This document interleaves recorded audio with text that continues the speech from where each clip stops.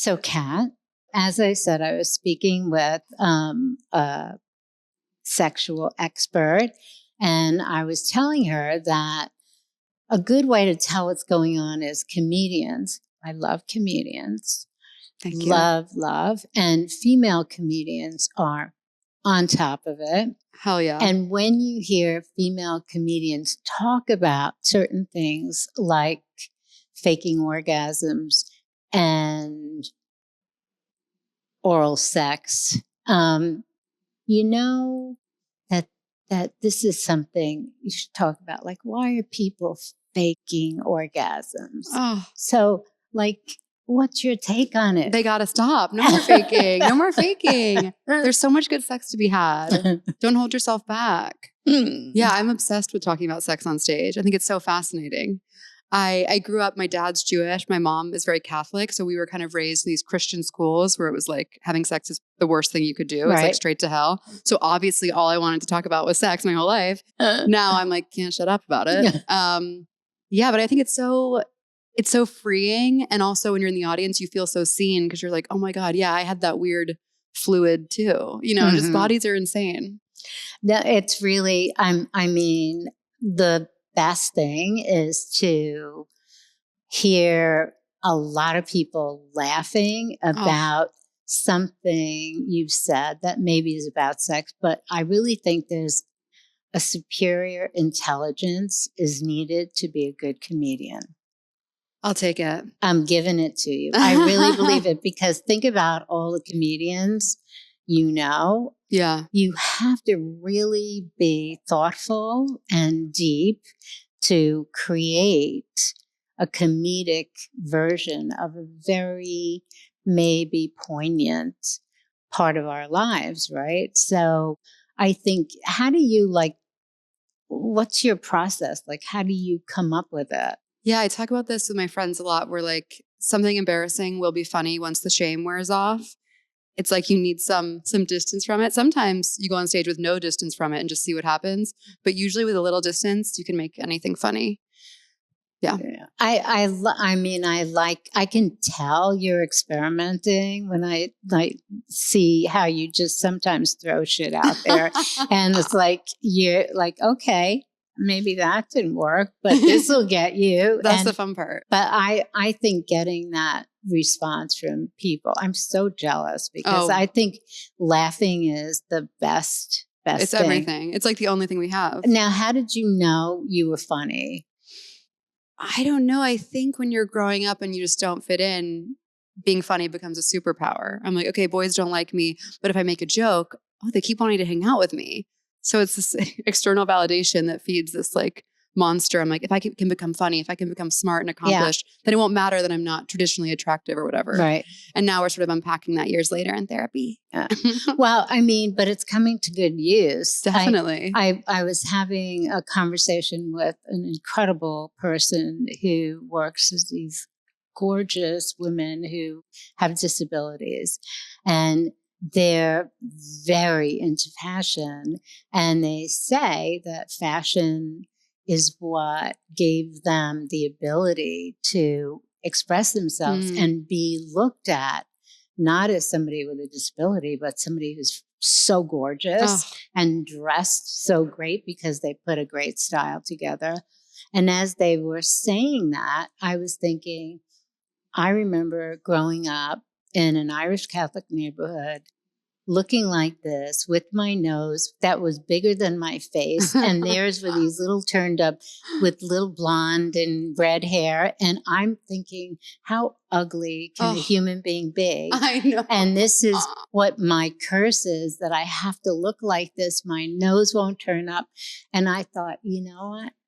I'm going to come up with the best outfits. I'm going to use fashion. And I realized I'm doing the same thing they are.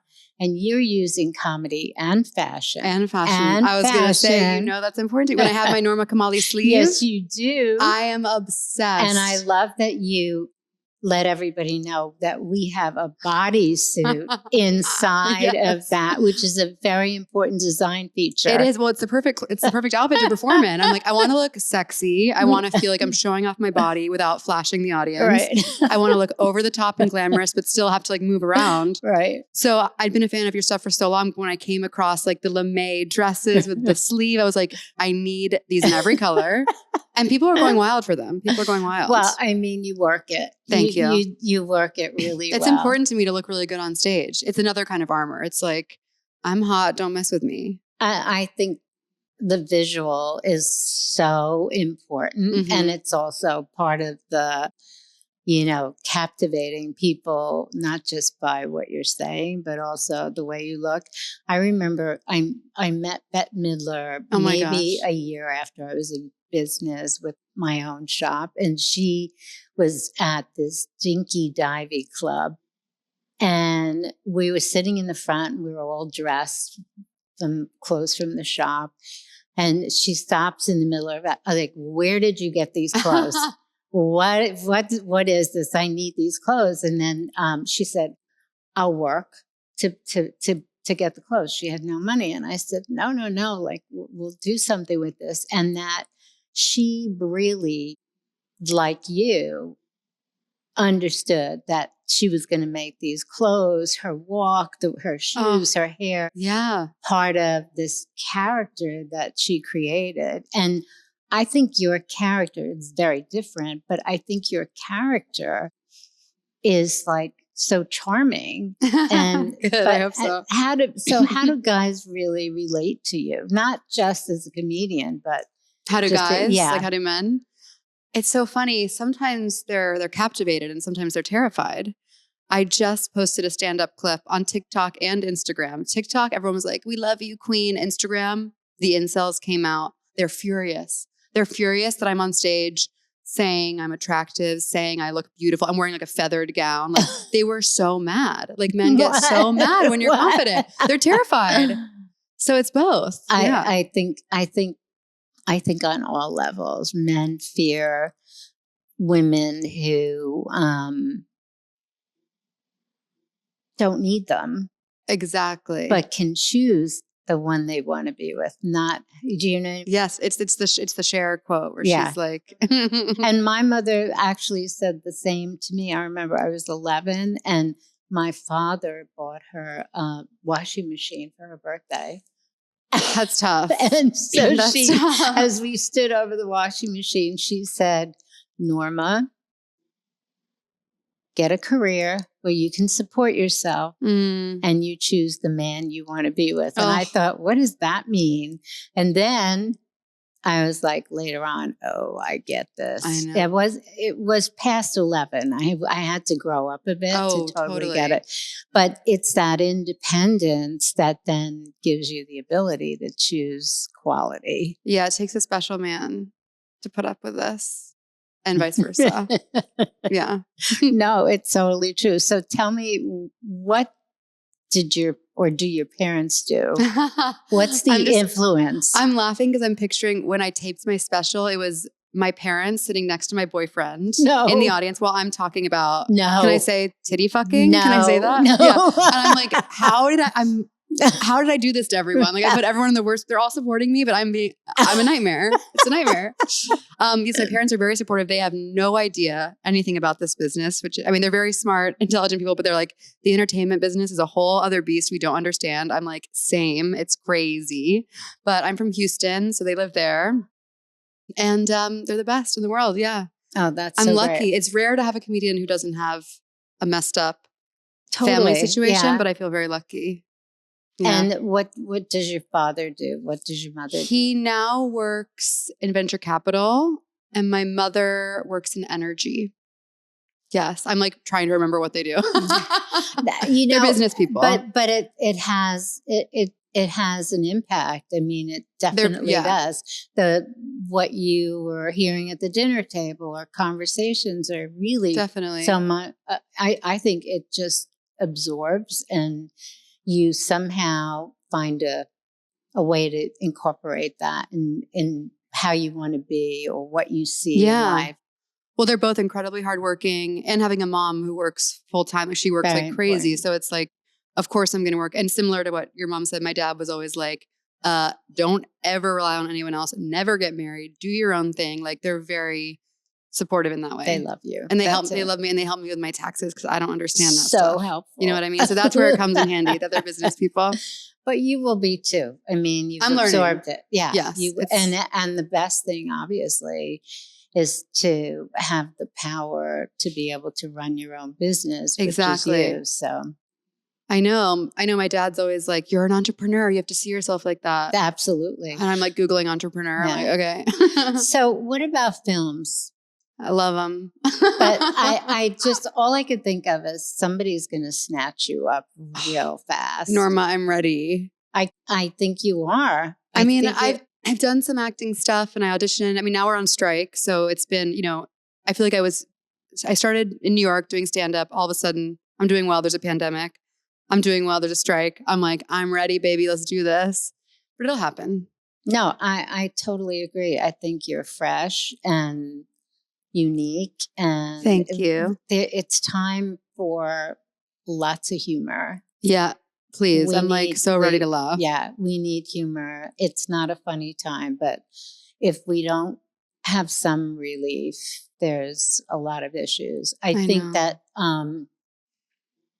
a lot of people your age through COVID and everything have just like suffered greatly in your identities and figuring out who you are at a time that's the only time that you have to do that. So it's scary. Yeah. But that should be inspiration for you. It is. I think also definitely there were some things written during that time, but I also feel like as soon as we were allowed to go back, I was like I do this show at Club Cumming every week and it's like this tiny dive bar. And the second we were allowed to be back, it was packed to the brim, everyone making out, getting messed up, having fun. I was like, oh, like we're not going to let this stop us. We're going to have fun. Yeah. Yeah. So, and I go there tomorrow night. So whenever I go there, I'm like, okay, we're still doing this. We're alive.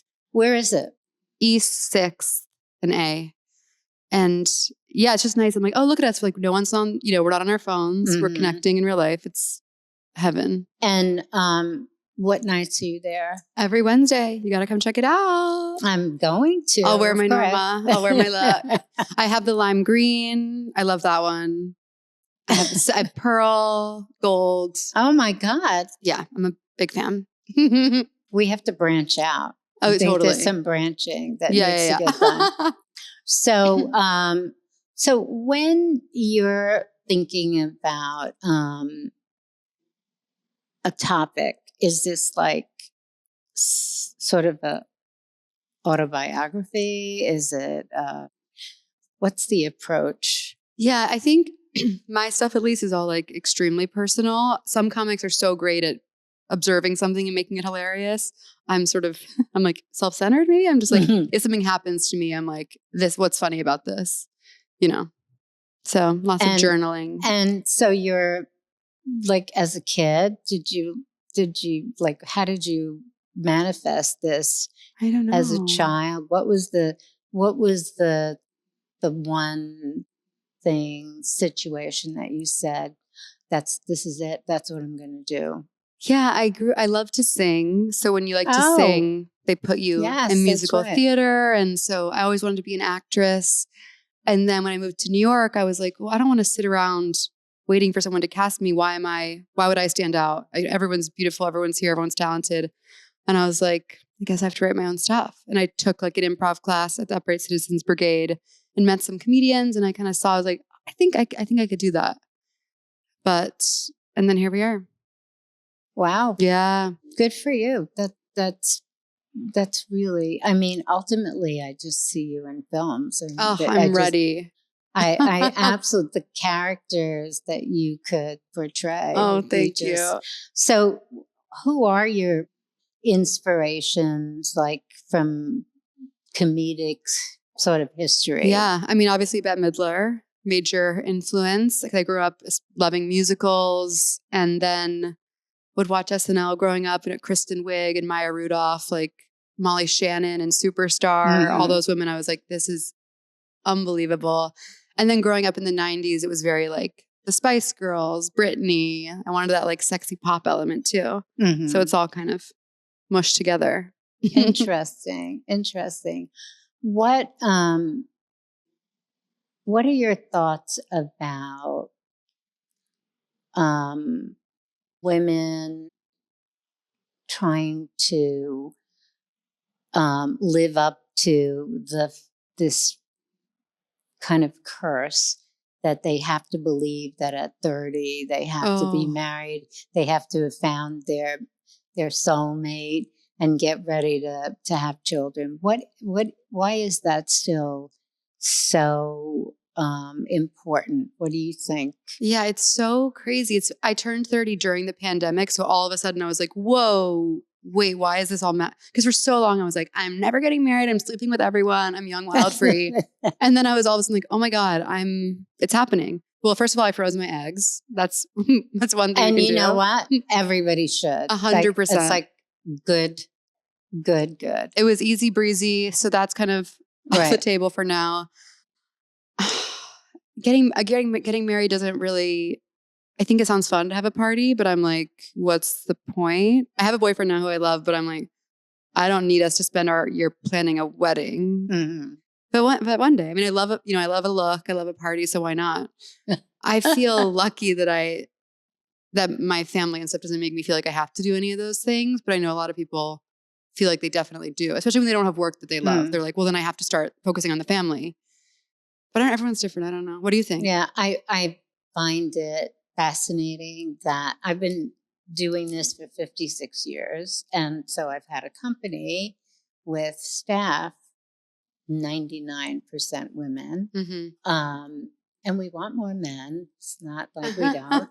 But it's sort of, it prevails. Like I can always tell 28, 29. Oh my God, they're sobby, they're anxious, they're nervous, they're cuckoo, they're doing all kinds of stuff that's unreasonable to try to be something they don't have to be. And so I was wondering what your perspective was, assuming you were in that age range. Yeah. And I think it still prevails. I definitely still feel the pressure. Not that I want, no part of me wants a baby now. That sounds insane. But I'm like, well, what if in 10 years I really do? And then I'm mad at my younger self for not doing it.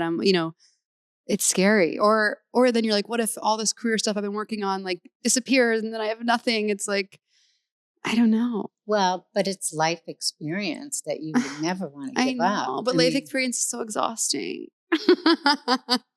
Well, welcome to my world. I think you just I don't see you kind of giving in. I'm not ready for that. But you can't.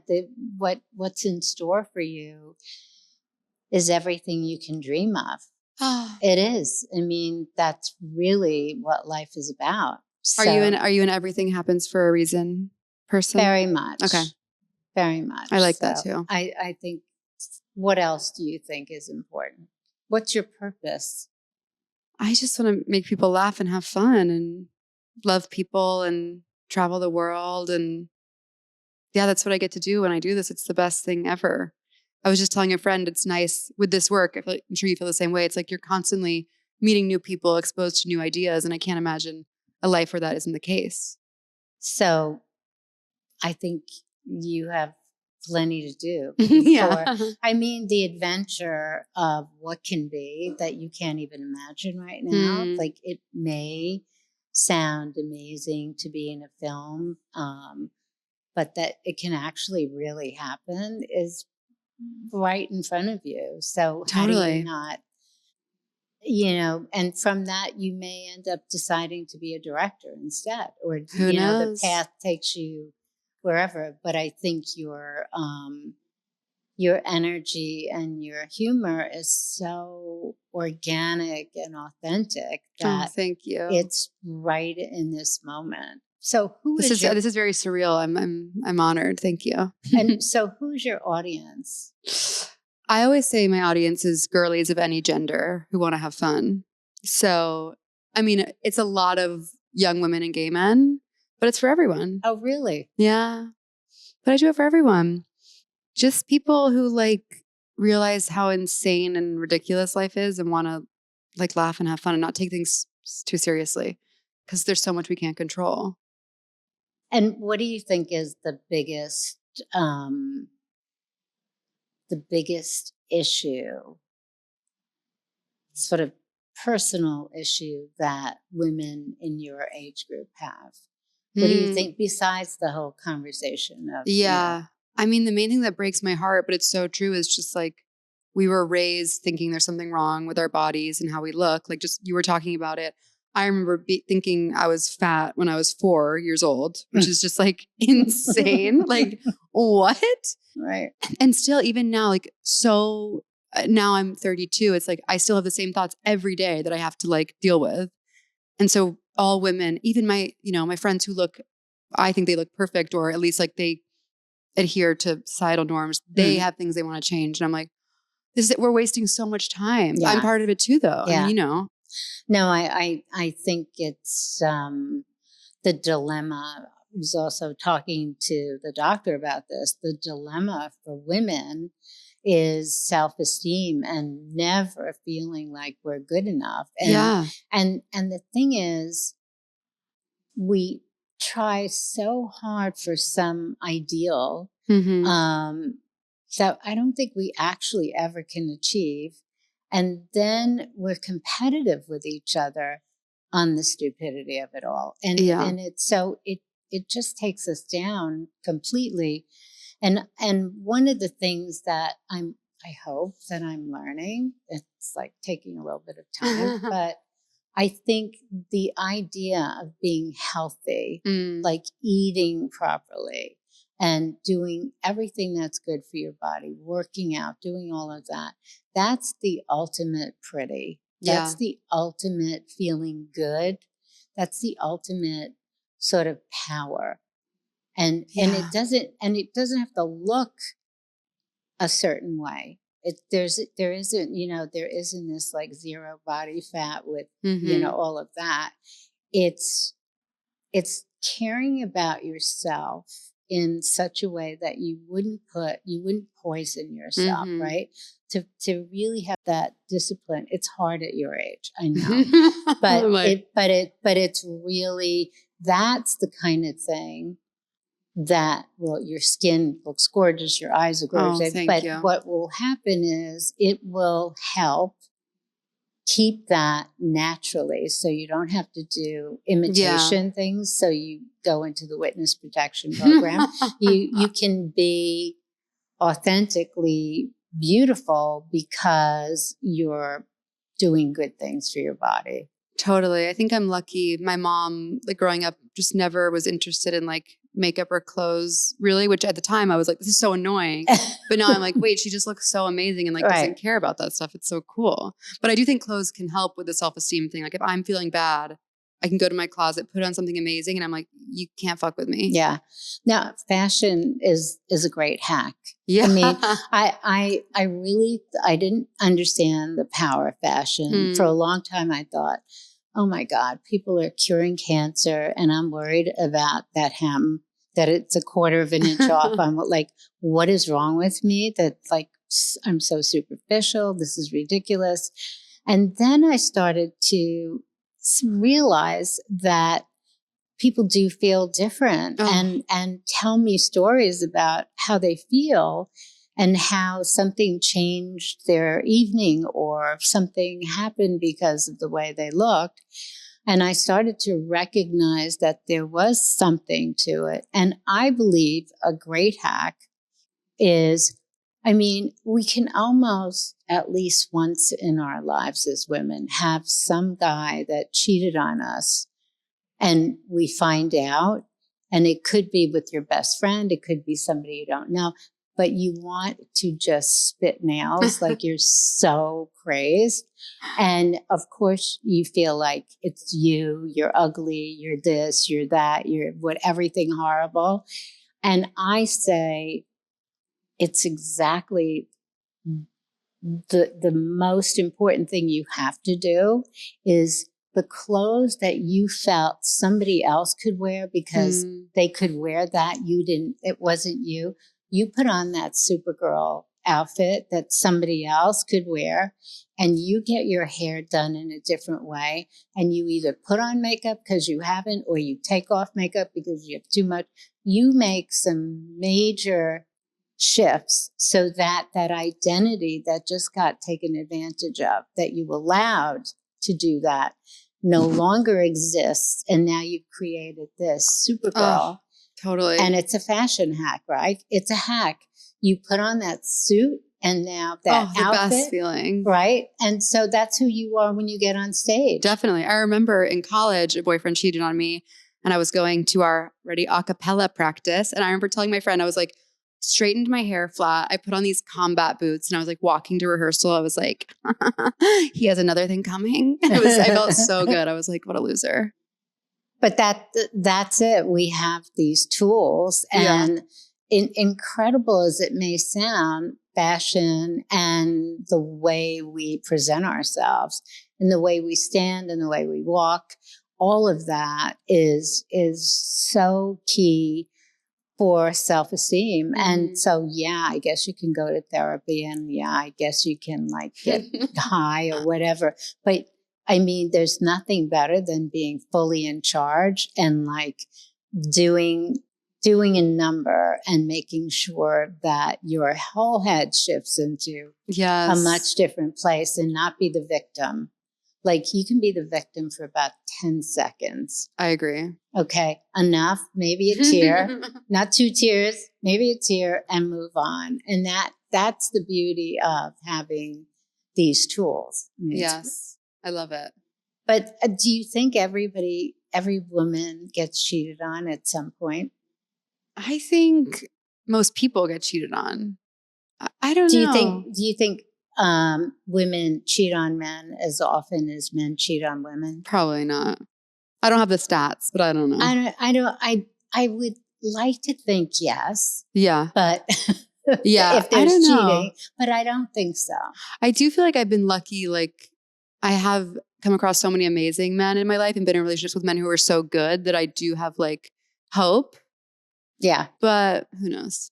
I actually think your generation of men are really cool. Yeah. I really like them. There's some good ones. I agree with you. They're not gummed up with sort of behavior issues with women. They're in a whole other place. Yeah. I mean, they have other issues, but they're not but they're not those sort of deep-seated misunderstanding of what male female is about. They really have a love for women and respect that is so wonderful. It's really refreshing. Totally. I agree. And so where do you usually meet guys? How do you usually, are you introduced, or what's the... I'm trying to think. I mean, for a while I was like on the apps, which was fun, but the best things come from just friends or being at a party and being like, oh my God, who is that? Who is that? Who is that? And then you're like all of a sudden talking to them and you're like, like that's the best. Right. I met my boyfriend because we had a mutual friend, and our mutual friend said, I have one straight friend from theater camp. Do you want to meet him? And I was like, maybe. Then I was like, wait, okay, I'm obsessed. And then my brothers have both met girlfriends on Hinge. So who knows? So what's your best story about a dating app encounter? I'm trying to think. It's been a while. When I think about it, I mostly just feel I have like a memory of meeting someone on an app. You show up, they're acting completely different. They look completely different. And then you're like, I'm like, is 20 minutes too short? I'm like, I think I went on like a 23-minute date once, but I was like, you got to leave if it's not. Yeah, no, you have to. I think you should talk on the phone first, because I think voice and how someone carries themselves is so different than a picture. Don't you think? Yeah. Would you Zoom or do anything like that? I would Zoom. Yeah. I would think. Why not? For sure. A little FaceTime? You know, when we interview people for positions here, we do a pre-interview on Zoom. And sometimes it's an hour, 2 hours of conversation first before why take it any further if it's not working on Zoom. Yeah. I'm assuming you can tell a lot in Zoom. Of course, people show up and they're much taller or shorter than That's the one so thing. there's that other I don't know. Yeah. Had no idea. It's interesting now all my auditions are on Zoom. You're kidding. Zoom and self-tapes. Even like chemistry stuff is like you'll chemistry read with an actor and they'll be like, is there, sparks flying on the Zoom? They do a pretty good job. Really? Yeah. But I miss going into the casting office, so hopefully it'll return a bit. So Pros and cons. what do you think? What do you think about that? What do you think about the strike? What's your kind of personal feeling about it? I think it's really important. And I think we've been holding out for a good deal for a while and we'll keep doing that. So hopefully things will resolve themselves pretty soon. But yeah, it's a lot of insane issues and a lot of working actors who have to have other jobs. Like that's the majority of people that I know. So it would be nice if we could get paid to do what we love doing.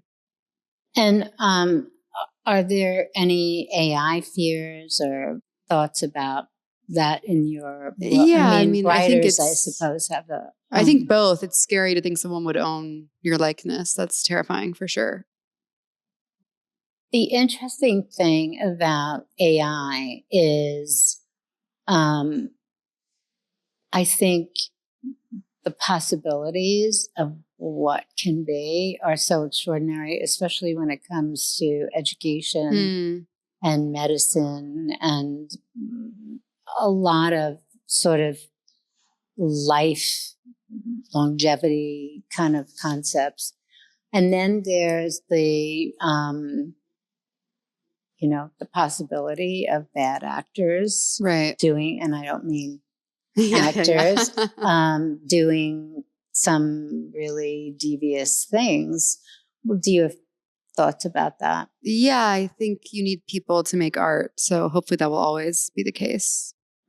Yeah, AI can't duplicate creative energy. It can't duplicate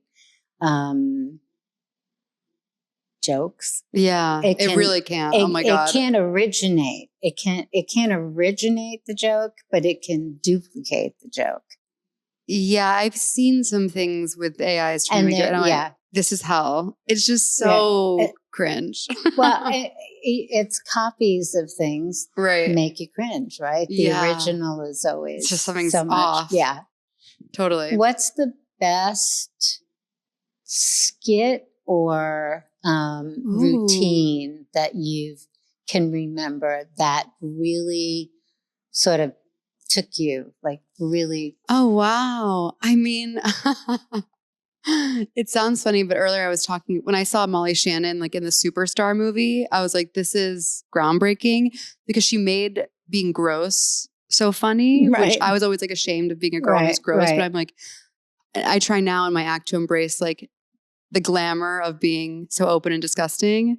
So I just remember that movie being very formative for me and her. I mean, she's just a genius and I love everything she does. How brave. I mean, she's totally brave. So to good. Do that. Falling in the chair. I know. Like, you think, oh good. My God, help that girl. And then you think, what? That's so cool. Yeah. And like that character, like embracing her sexuality. Like it was just so funny. So I feel like that was something that really like changed my my world. And the funniest movie you ever saw? Funniest movie I ever saw. Such a good question. I mean, Bridesmaids was pretty major, right? Yeah. I remember seeing it in theaters and just being like doubled over laughing, which is so rare. So it was so good.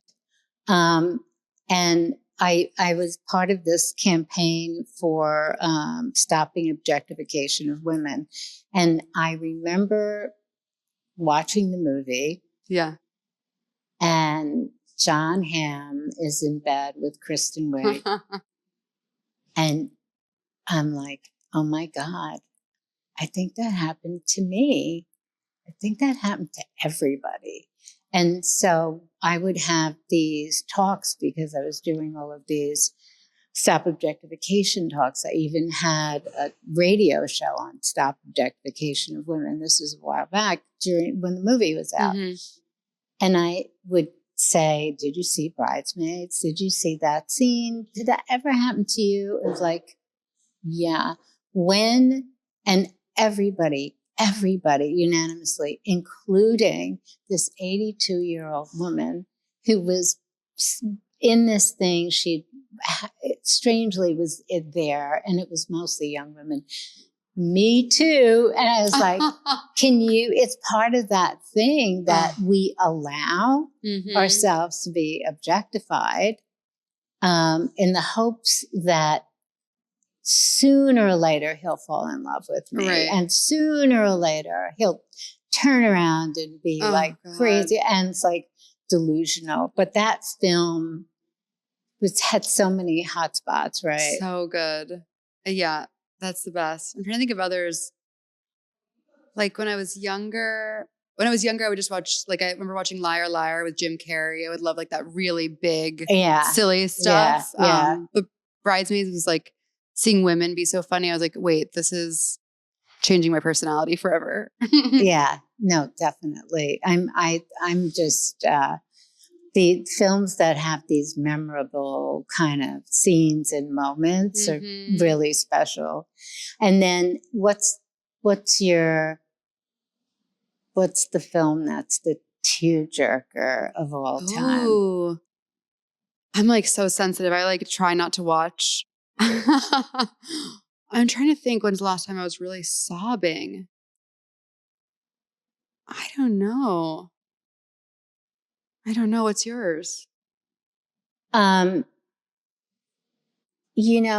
a few. Yeah. But there's, I think, The Letter, that corny, it's the corniest, like just corny, but it's just like, you have to cry. Yeah. And then even if you see it again, like I saw it, half of it a second time because a friend was watching it and was like, oh, all right, I'll go do this again. And I'm sobbing away again like it was the first time. Oh. And typically I see a movie once, I got it, I don't need to do it again. I'm kind of like that too. All right, done. But that one got me twice. And I still sort of get a little leaky when I think about it. I'll have to check it out. If you want to feel really, if you really want to cry. I'm like, enough crying. So for entertainment, I think we're in this really dark time, right? Yeah. It's dark and it's hard to understand. It's got lots of layers. Everybody has an opinion about everything. Social media goes crazy on everything and anything. And many times I wonder, am I wrong and everybody else is right? Or am I right? And everybody, like, I don't understand. And then another topic will come and I think everybody is right. And, so I can shift with the wind like everybody else. I know.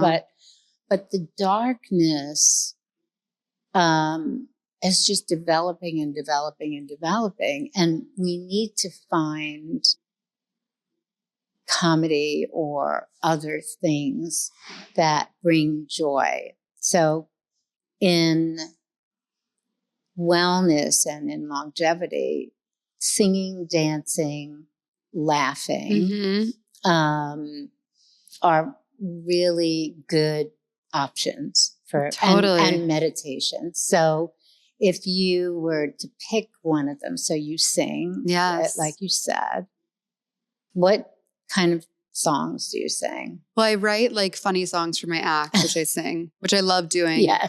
But yeah, I recently was reading something about like how singing stimulates the vagus nerve. So it like automatically. And the vibration. Yeah, it's amazing. Yeah. And I do feel like, growing up, it would always be really so relaxing to just sing to myself in my room. My whole family's like, shut up. But I'm like, it's my medicine. And so what kind of music do you like? Ooh. I like everything. I mean, I love like a fun pop hit, but I also listen to a lot of like indie rock. What's your favorite? I think of all time, probably Etta James. Oh, wow. Yeah. Because I knew her. Wow. And so I really, I used her songs in a fashion show, and the musical director said, "Do you realize every song you chose was Etta James, but they were from different periods?" Wow. And I didn't really know who she was. And then I thought, oh, I'm going to call her and invite her to my show. And I ended up, she couldn't come because she was in concert, but I ended up being really good friends. And I always loved her music. And then I was just, that's so deep and so fantastic. Oh, so good. And your favorite songs? Or I'm trying to think. I was just listening to the new Sufjan Stevens album. I've loved him for a really long time. It's so emotional and magical, and he builds these worlds and you just feel like taken away, and I love him. Yeah. I'm trying to think who else. I love like Phoebe Bridgers and Boy Genius. I'm a big Swiftie. I will say I went to the Eras tour. Did you really? Loved it. So reporting back from the tour, yes. What was your takeaway? It was amazing. I mean, it's funny. I'm like almost the exact same age as her. So I feel like I grew up and I'm from Texas. So I listened to like her early country stuff. So for me, it was just very emotional. Like the different chapters of like growing up as a fan alongside an artist you admire, was cool. And everyone was just like, I think for me, it was like watching these women, like everyone was so moved. I was like, and some people, I was like, not everyone gets to express themselves like this all the time. So watching people like scream, sing along, I was like, this is like so, cathartic for them. Exactly. And so what is it that, I mean, she and Beyonce are saving the economy, I think. I know, truly. And so what's your take on it? First of all, it's women, first time. What is she doing? What is she writing? What is she saying that is captivating you and has captivated you from you were a young teen, right? Yeah. I think just she's an amazing lyricist. So she has a song for every feeling. My friend Danielle texts back like, what Taylor do you need right now? Like which album? It's kind of like that. And Beyonce is just like an otherworldly talent. It's like, how can one person do all those things? Yeah. So it's very inspiring. And I actually think they're in some odd way, they actually are like the ultimate role models too. It's like they work hard. They are generous and they're thoughtful, and their craft is so important to them. And obviously that comes through and affects so many people, and that these two human beings have pierced the hearts and souls of so many women. It's extraordinary. It's amazing. And I think you also watch, they don't let other people take advantage of them and their success, which is so incredible. It's like, no, it's my business. It's my name. It's my everything. Yeah. Like that's sick. Well, I mean, the beauty of it, it's such a great talk about role models and examples of what success can be, and that it's attainable. But it means you work your ass off, and it doesn't come easy. Yeah. But look at how many lives are affected by what they do. I know. I can't imagine my life without their music. And any artists, actors, or actor comedians through the years that you also looked at, actors who are comedic but do serious roles? I mean, Adam Sandler is kind of like the best ever. Amazing, right? Just amazing. Just, icon. Yeah. I adore him so much. I'm trying to think of other people. throughout time. I love Jenny Slate. I loved her in that movie Obvious Child. Her performance was amazing. She's so funny. I loved her book. Like, I really admire her. I love when a comedian takes a dramatic turn. What's the first song you remember all the words of? Oh, I mean, from the first CD I ever bought was Britney Spears. There you go. So it was Hit Me Baby One More Time. That's it. I know her book's about to come out. I'm excited. Yeah. I mean, what do you think? I mean, that is, it's this dramatic life of this. It's crazy. This Mickey Mouse star who just, again, has this power to just enrapture and sort of bring everybody. Her magnetism is so strong. And then there's this complicated side that makes us afraid for her, maybe, and you don't want anything to happen to her. What do you think? I just think it's so scary to become that famous so young, and I don't know how anyone would deal with it. And unfortunately, the people who should have been there for her took advantage of her. So it's just heartbreaking, really. I want her to be happy. Yeah. I think we all do. Yeah, we definitely do. And I hope that there's a happy ending. I know. I hope that there's, people to protect her. Yeah, it's scary. But I think probably what she needs are fans to make her feel whole and sort of relevant and important. So what do you think? How do you picture yourself? I remember somebody asking me this, but how do you picture yourself at your mother's age? Oh my gosh, amazing question. And how old my mom is now? How old is your mother now? My mom is about to turn 60. And she's killing it. She's like, works full time, plays tennis every day. She's the queen, and she's an amazing mother and runs everyone's life. And you have sisters and brothers? I have 2 younger brothers, and we all live in the same building. Can you believe it? I love that. It's amazing. That is so great. I'm so close to them. Yeah, so I'd lived there for a few years, and then during the pandemic, everyone left, and I was like, oh my God, let's snag these apartments. You guys got to come live with me. So that's the situation now. So we live in the same building. Sometimes my boyfriend gets mad because they'll like walk in without saying anything and be like, can I have some ketchup or whatever? But I'm like, this is my life. I accept it. It's I nice. love that. I think it's lucky. That's great. So, and you at your mother's age, what will you be doing? Well, I hope I'm still doing this. Honestly, I want to I always want to be performing. It's my favorite thing. Making movies, TV shows, touring the world. Just this, but bigger. Yeah. Very cool. Right? That's Why great. not? What do you think about Madonna on the road again? Amazing. I have to say, now I remember going to the MTV Awards and Madonna was doing Like a Virgin on the floor, and like everybody was like, what is happening here? Yeah. And she just blew everybody away.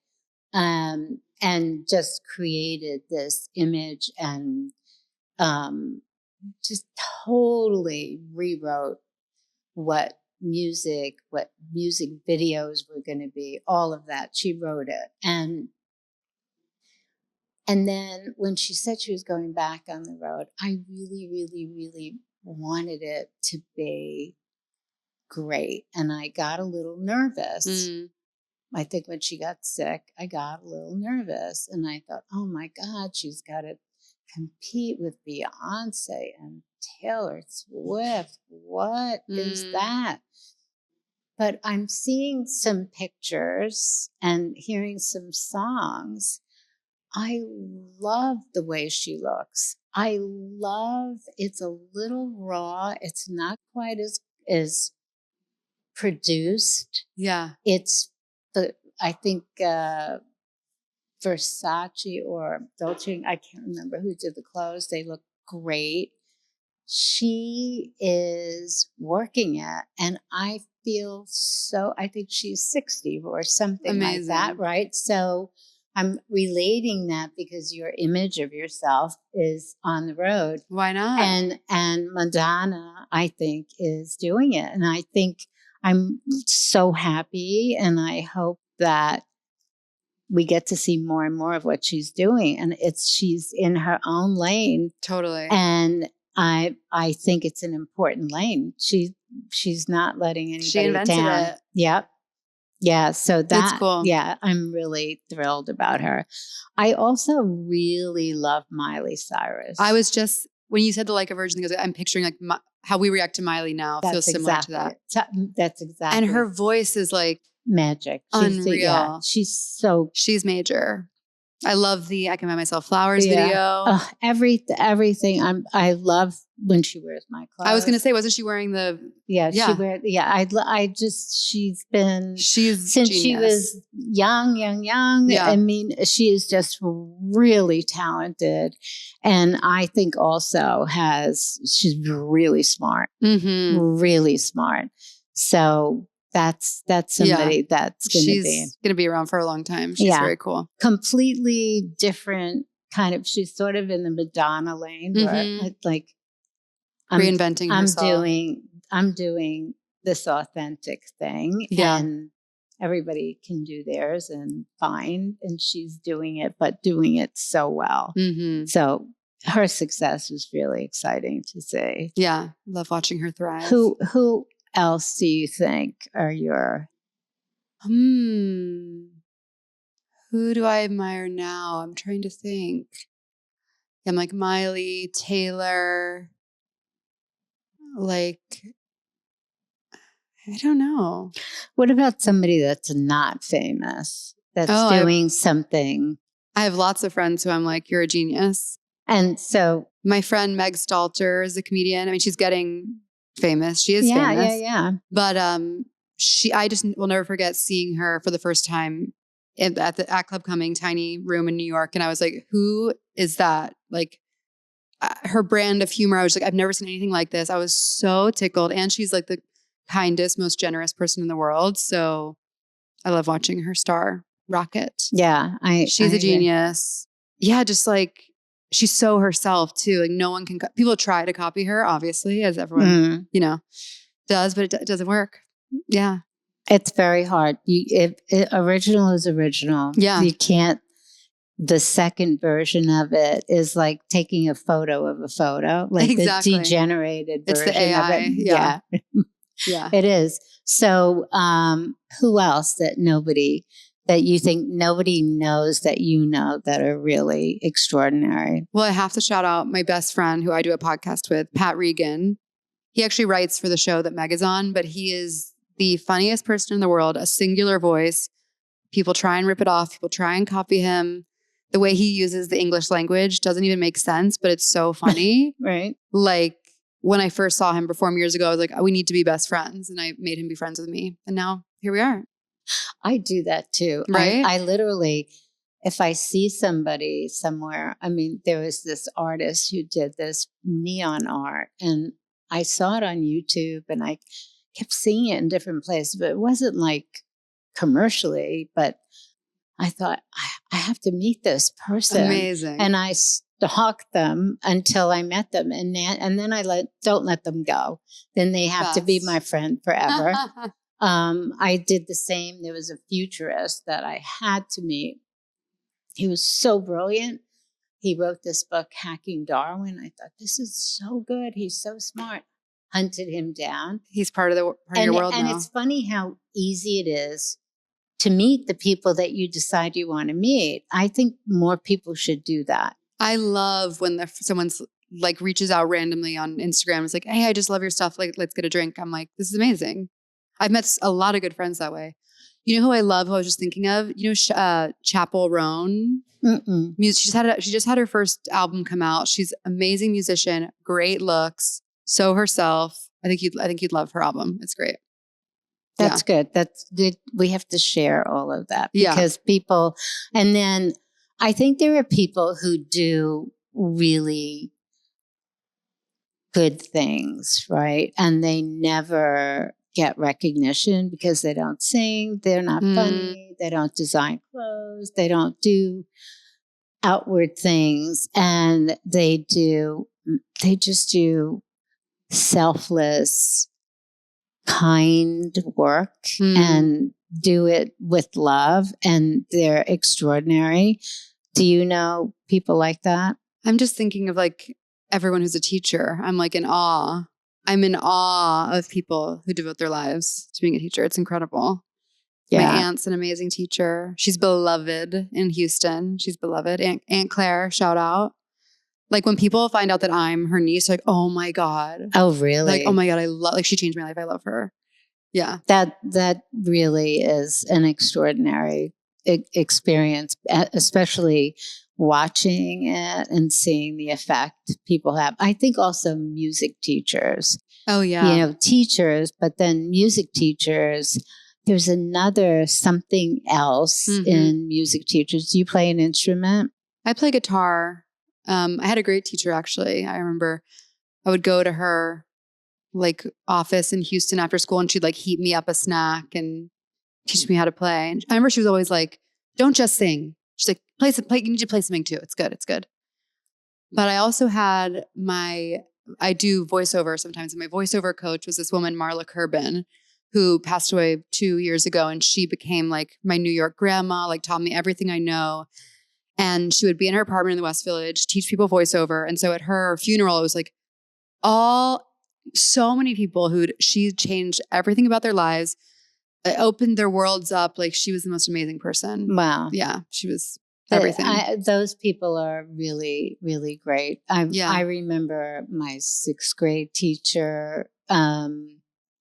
And I remember we used to have autograph books. I don't know if that's still done, but like signing a yearbook? Well, no, you would have a book that people would write notes to you in that had a zipper on it, and you can, and it had the year. That sounds so nice. You save it, and then it's all these notes from people. Oh, beautiful. And your teachers.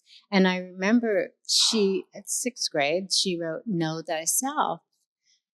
And I thought, what's that? I mean, there's no hearts. There's like know thyself. And then I remembered know thyself. And then one day I thought, oh, I get it. I get it. And I never forgot her. Her name was Mrs. Kaplan. And she wrote, know thyself. I don't remember anything she taught me. Right. But I remember that page. I can tell you even the way it was written and the color of the page. It was like a blue-gray. And the impact, 2 words, really, really special. My music teacher, so I played clarinet and saxophone. Amazing.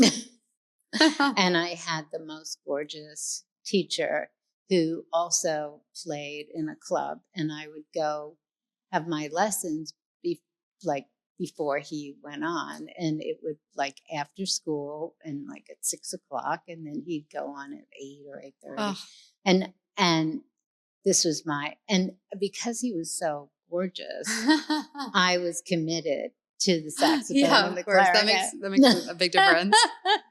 The inspirations, different kinds of inspiration than Mrs. Kaplan. A crush can really change the world. Totally. Like if you feel that vibe, it's like, I'm alive. I will do anything.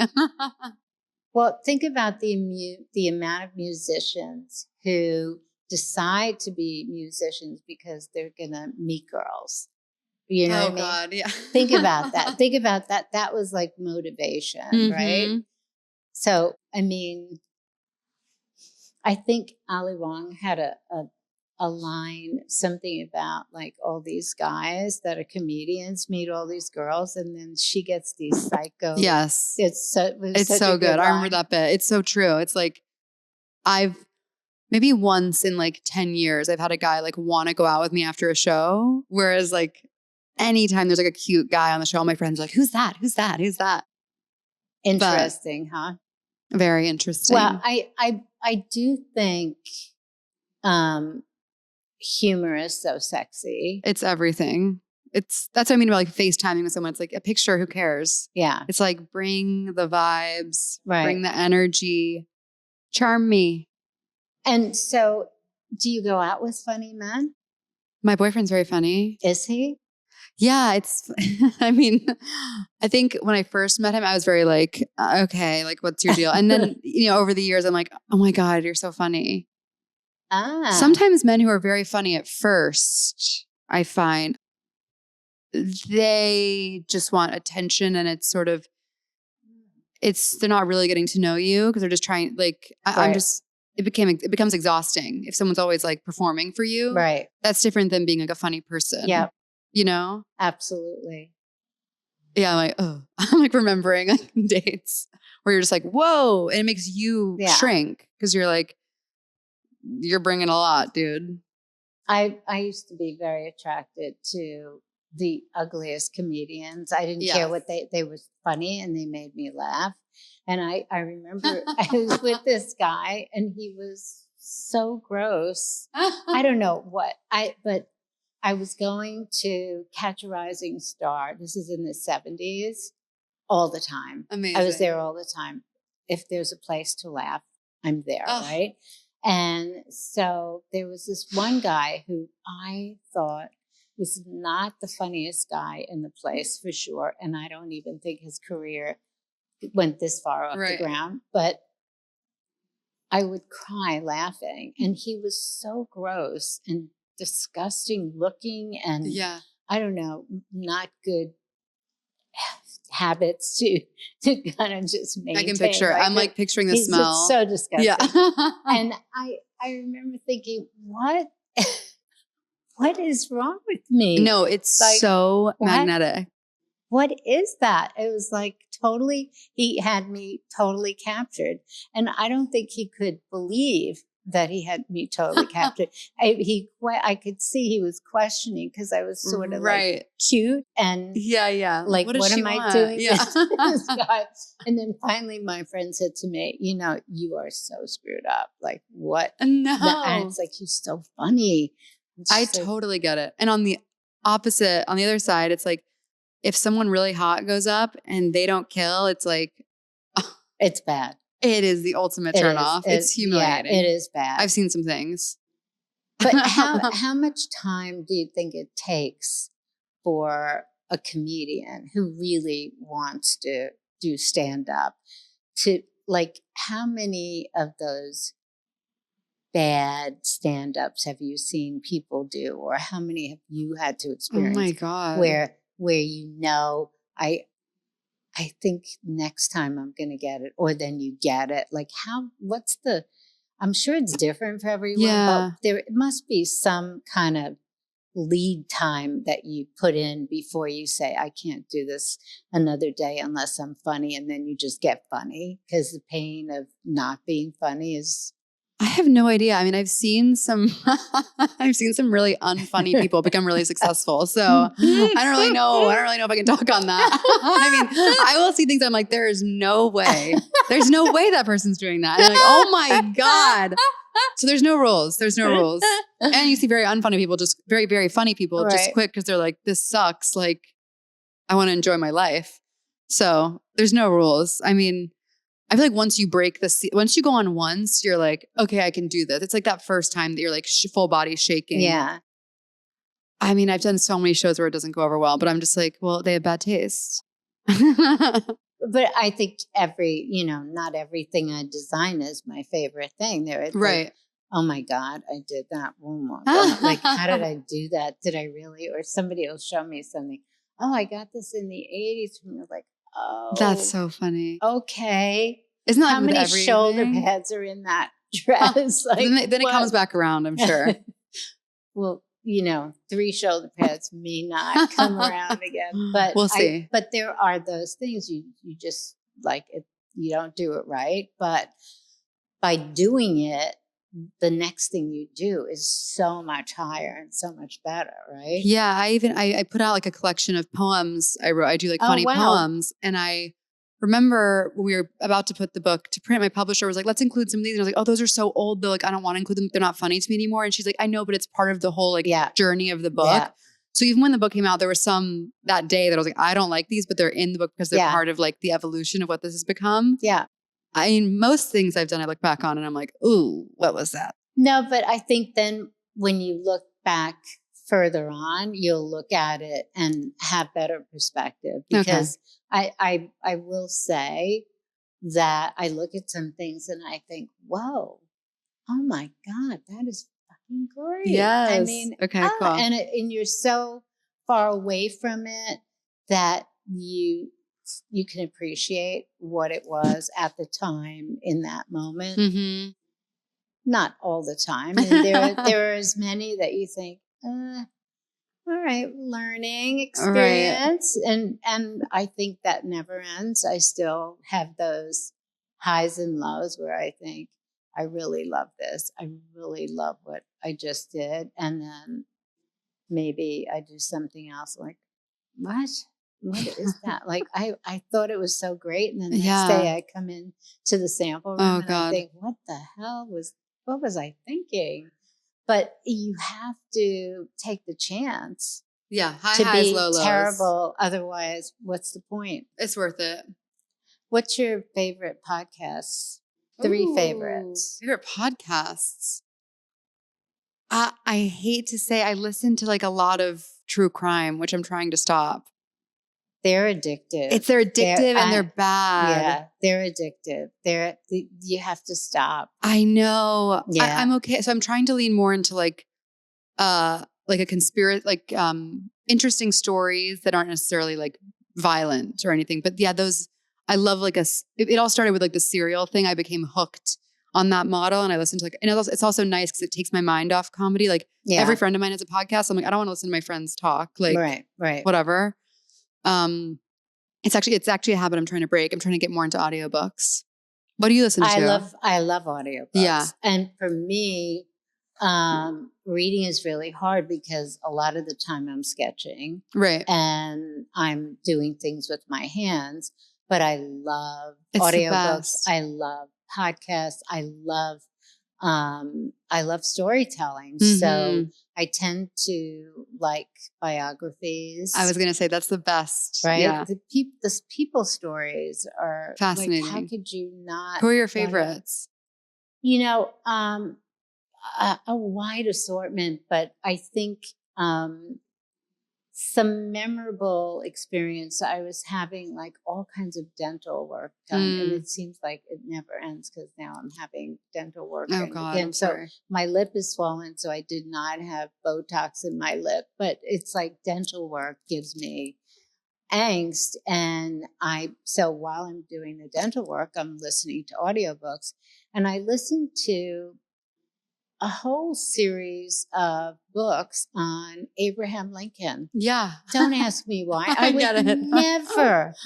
never flip through a book on Abraham Lincoln, ever. Why would I do that? It's like, how is that in context with?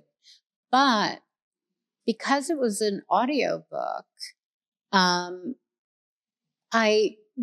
gave myself a chance to go into a world that I would never go into. And it was really important because I did not know, even though I was a pretty good student, I did not know the intimate workings of this man's mind, who is a part of the history of the world we're in today. Totally. How is that really affecting us? What is that?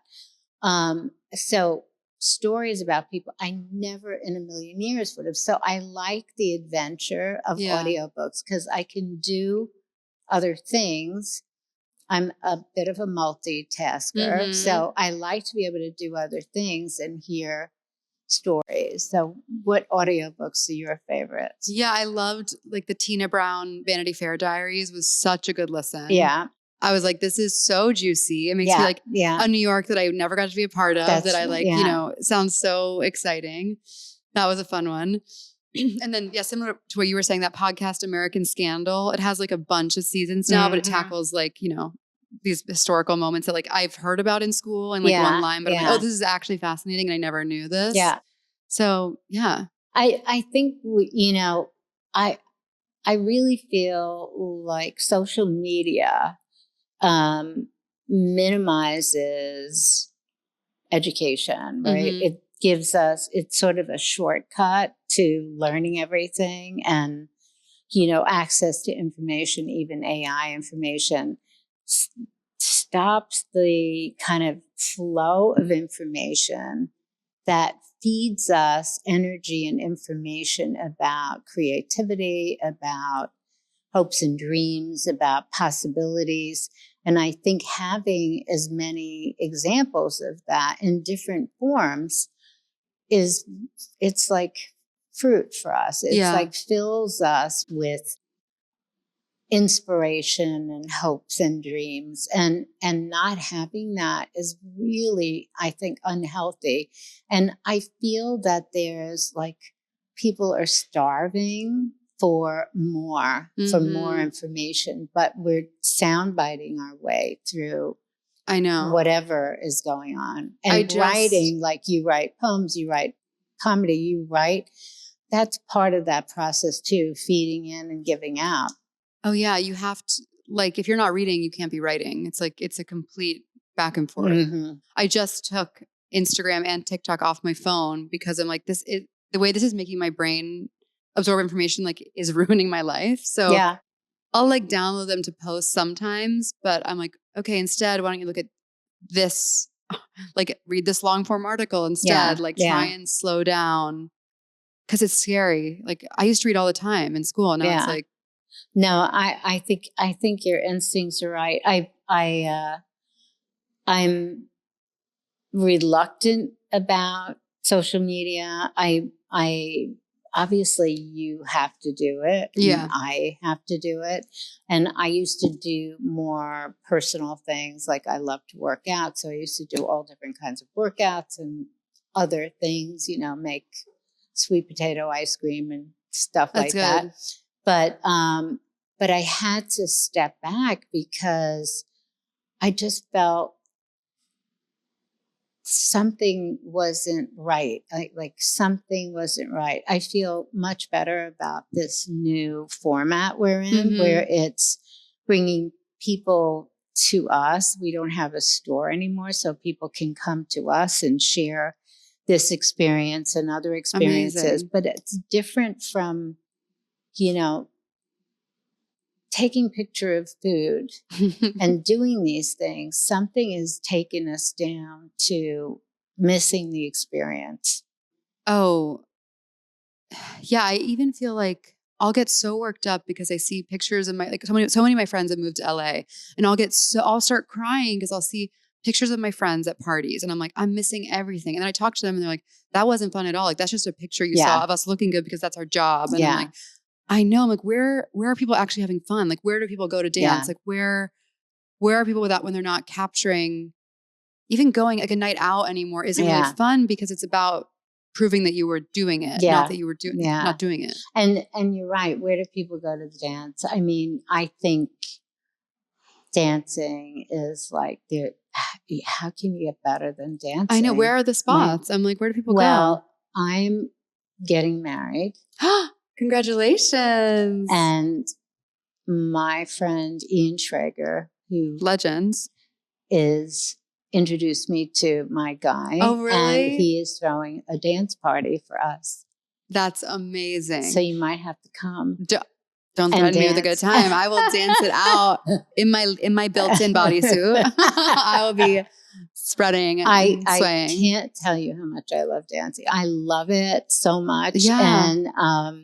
And I always have. And I think dancing, if you look at people dancing and you look at the expression on their faces, even the funny ones that they make because they think they look cool or whatever they do, it's the freest, best thing you can see or experience with another human being, right? It's totally free and and magic, right? Do you know Angela Trimber? She's a dancer, choreographer, actor. She's a friend of mine, and she started like doing these dance classes all over the city just for whoever wants them, and just like encouraging people of all levels to dance. And it looks like the most fun thing in the world. I need to go to one of her classes. I watch, like, she posts videos of it, and I'm like, people look so free. And so it's people still want to do it. It's happening. Yeah, I agree. It's like usually when you go out, I'm like, we're just standing here. Well, it used to be that you could go out every night dancing, basically. There were times in the last 50 years, for sure, where dancing was such an important part.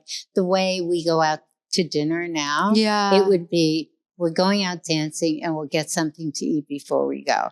It wasn't, we're going to go to dinner. I remember when this we're going to go to dinner thing happened. Like, we're going to go to dinner and then what? Like, and then go home, watch TV, and be so depressed. Right. Like, that's my life. I was like, what is that? That can't be.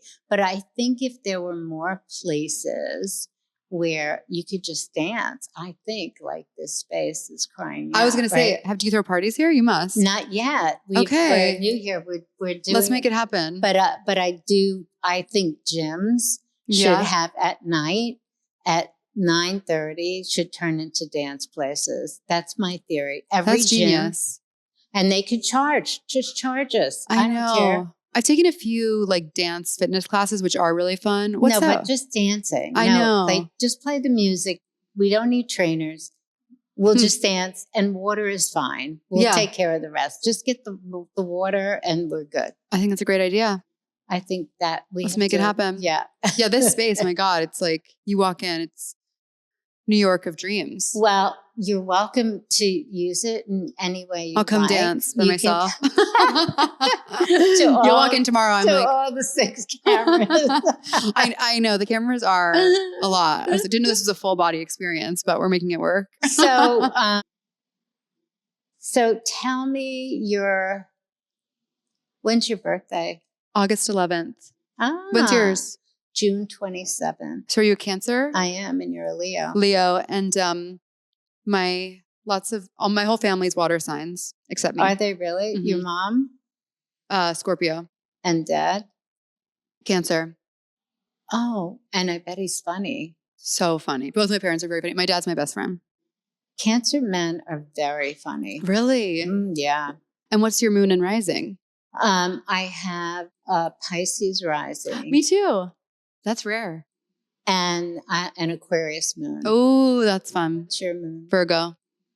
Wow, that's a nice combination. It's intense. Yeah. But I heard Pisces rising is very rare. Well, look at us. We happen to be. I'm so for the year ahead. Mm-hmm. Oh gosh. So we can reconnect and see what is your agenda, plan, purpose? What is it you would like? In this next year. Honestly, the main thing is one of the only things I can control, which is just writing a lot, which includes reading a lot. But the more I make things without thinking about where they're going to go or how they're going to be received, that's when I'm happiest. So that really is the goal, because I'm still fairly new to this business, but the past few years have taught me anything. It's that you can't control anything except what you make. And if what you make is good, it'll be undeniable and it'll happen for you. So I'm like writing, reading, and being around people I love.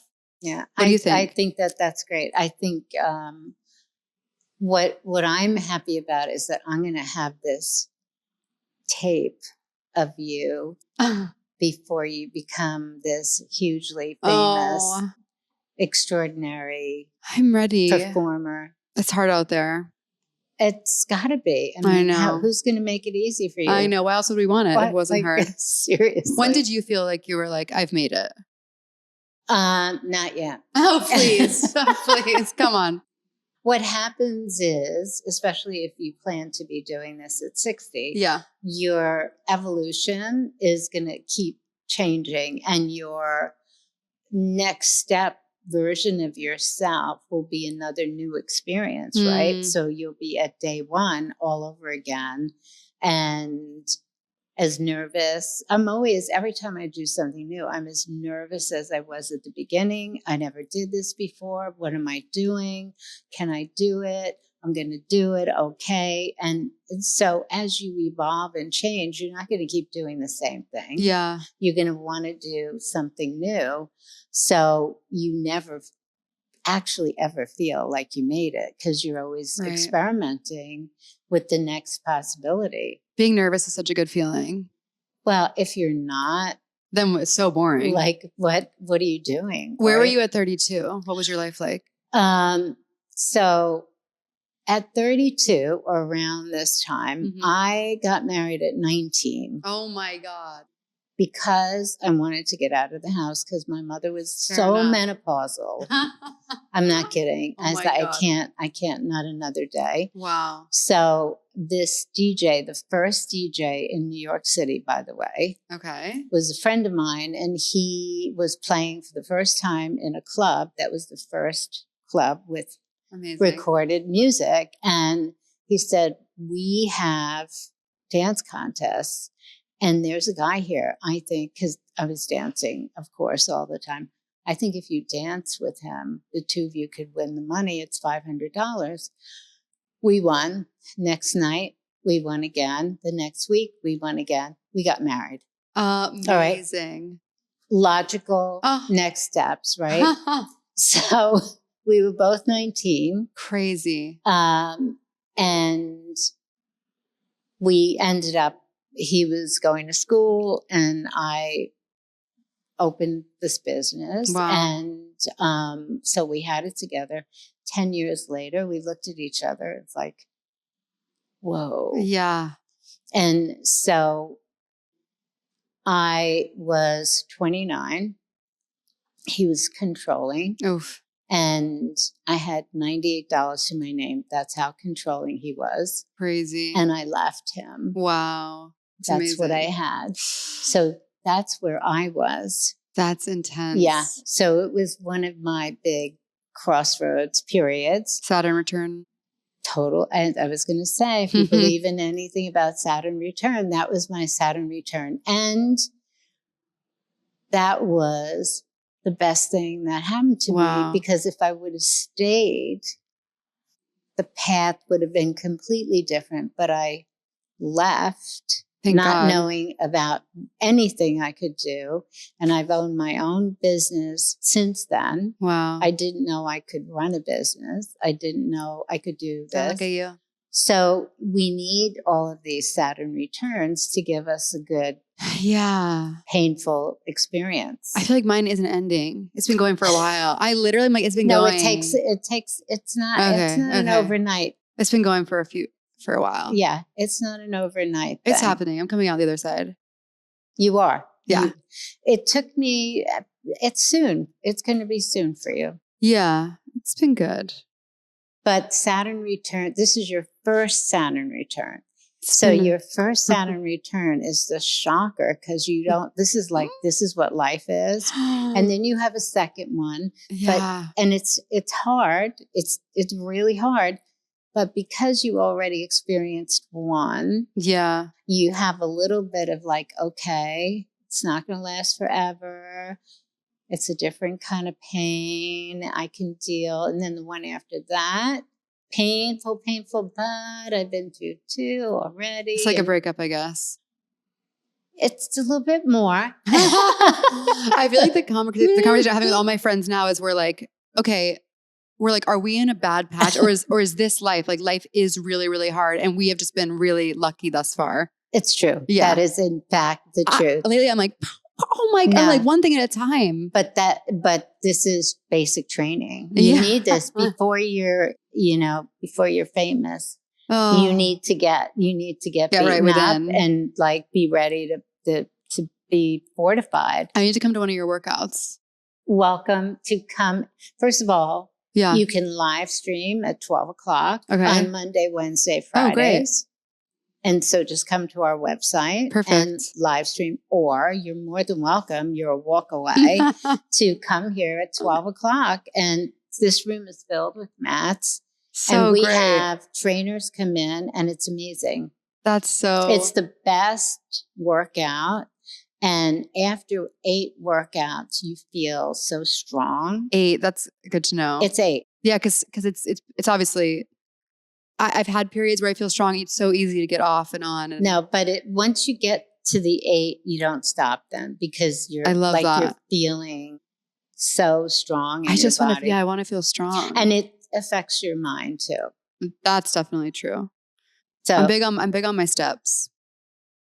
That's why. And do you have a ring? Do you have your? Well, this is hideous. I'm humiliated that we're on camera. That I'm wearing this in your studio. I literally was like, as I was walking here, I was like, take this off before you meet Norma Kamali. But I'm obsessed with. Yeah, it's all I think about. I'm like, I gotta walk every day. I'm like, where can I go? Where can I go? That's great. That's great. And we listen to the pods. How many? Yeah. How many steps? Well, at least 10,000. At least 10 steps. But on days when you hit like 15, 20, then you're like, I'm a god. I know. I do all this effort. I work out every day. Amazing. But then I'm like, I have to do my 10,000. I have to do my 10,000. Do you work out first thing in the morning or is it noon every day?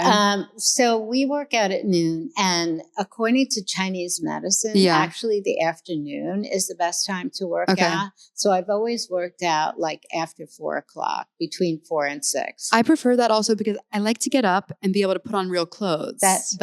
But your instinct is right because that morning energy is for other things. It's for this. Yes. Do you think? Absolutely. And what's your nighttime routine? For working out or for? No, just like how do you wind down? Like what are your evenings like? So my day is very early. Yeah. Especially when I have collections, like I'm in here at 6:00. I'm laughing because that is my first thing of the day. It's like 4. Okay. Very, very important. Yeah. And then I am busy throughout the day. Sometimes I'll do 15,000 steps just doing patterns, walking around, and I'm killing myself to walk 10,000 steps, right? Like doing all that. And then when I'm just doing patterns, walking around, fitting, bending down, doing up, I'm doing 15,000 steps. And I think, oh my God, what am I doing here? Like this must feel so good. But it's gratifying and you're achieving something.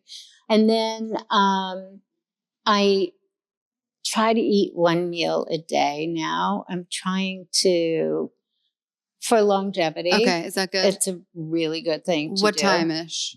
So it could be during the week, maybe 6, or weekends 4:00, because my guy and I both are doing this. Okay. So by 4:00, that makes it easier. We can eat the refrigerator because we're hungry. But, sure.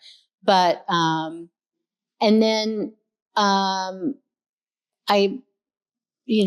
can be busy about anything. Like you can sit down and write. I can come up with ideas and sketch, and it never stops. Yeah, and I love good movies. Mm-hmm. I love a good series. What are you watching now? I just watched The Split. It's what British. Is that? Oh, I don't know it. It's a family of female lawyers. Okay. Divorce lawyers. And the stories are really good. That sounds amazing. And their stories are really good. Okay, fab. And the Brits are so good. I was going to say, those are the best series. Totally. I'm a big Sharon Horgan fan. Anything she makes. She did Catastrophe. Have you seen that? Oh, no, I've seen it advertised, though. I didn't see it. Such an amazing series. Funny and heartwarming. I'll check it out. And there's another one about, she's Irish. And there's one about her and her Irish sisters. What's it called? I'll send it to you. But anything she touches is an amazing series. Yeah. I mean, I love British series. Mm-hmm. I love Australian series. I'm about to go for the first time to Australia. Are you really? I'm doing a tour. Oh, great. I'm excited. Well, where are you going? Melbourne, Sydney, and Auckland. I have relatives. You gotta send them. They will come to see you. You have to give me all the info. I will. And they are, first of all, the Australians are crazy. Oh, good. And my family, I know they get really upset when I say this, are crazier. They just are. Their humor, they just effuse, and they are like in it. They're Okay, not, amazing. there's nothing laid back and sort of chill. They are. I can in relate it. to that. Okay, we got to get them at the show then. Yeah. So I will tell them, and we have a big family. I love it. So me too. That's the best. So they will represent both in Sydney and in Melbourne. Oh, great. Yeah. Amazing. Yeah, I'm so looking when forward. is that? November. Wow. I know. I'm leaving at the end of the month. And it's Crazy. summer there. Yes. I know. Like, when you don't remember where you're like, oh, I'm going really soon, actually. Yeah. And it's actually great weather. I'm very excited.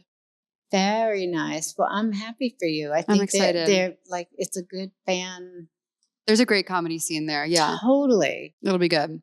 Totally. Oh, that's good. And are you on the road a lot, or are you starting to do that? I've done a ton of stuff in the UK. That's where I've mostly toured because I do like the festival in Edinburgh, which is my favorite. I love Edinburgh. Isn't it? Oh my God. The best in the world. That's my Your my next vibe. one is Manchester. You have to go to Manchester. I did go to Manchester. I did a show in Manchester last winter. It was so fun. Manchester, the people. Yeah. So much fun. Oh, I only got to spend a few hours. First of all, before they leave the house, they're thinking about the joke they're going to tell you when they see you. That's Mancunians. That's how they are. They are so fantastic. And they all sound like the Beatles. Yeah. They all have that accent. It's the best. And it is the happiest, funniest place. I have a friend who's an astrologer that sends me to different places on my birthday for a good birthday chart. Oh my God, that's she amazing. sent me to this town in northern England that was the most depressing place. And I just said to my guide, listen, we are so close to Manchester. I just want you to take me to a pub in Manchester now so we can talk to total strangers and laugh our asses off until we fall asleep. That's the best. And it was. Yeah. It was so much fun. Didn't know them. We'll never see those people again. Perfect. Laughed. And that's Manchester. Oh, yeah. I feel so at home over there. I love it. And Edinburgh is great too. Except magic. I can't understand half the things. I know, but I'm into it. I'm just like, so good. Yeah, oh my God. And what kills me is in Edinburgh and in Manchester, it's so freaking cold. And the girls are literally like short skirts, nothing on their legs. Of course. Thin leather jackets that don't really zip because they're little low t-shirt and skinny, nothing to it. It's freezing. I have 2 sleeping bag coats on and they look and I think, what? I mean, scotch? Is it the alcohol? What is it? It's the combo. Do you watch Love Island? No. It's an important part of my life. Is it? It's crazy. I mean, it's absolute garbage. You don't need to involve yourself with it, but it's opened up my world to that culture. Well, whatever is going on in Edinburgh and in Manchester, it's a good thing. It's working. And just there's such a great young energy. Yeah. And it's so, so fantastic. And they really care about live performance. Oh, yes. The crowds there are just so good. They're the biggest fans. They're really, it's really, been really so fun. I'm going to do a US tour early next year. But it'll be my first time doing a lot of cities, so I'll be curious what the vibes are. We'll see. I think you'll be great. It'll be great. I love Chicago, LA. Those are obviously super fun. We'll see. But I just think people are craving people like you. I mean, they just really, you don't want anybody lying to you. You don't want anybody trying to fool you. You just want people who are real and funny and kind and just not doing anything but trying to make you feel good, and that's what you do.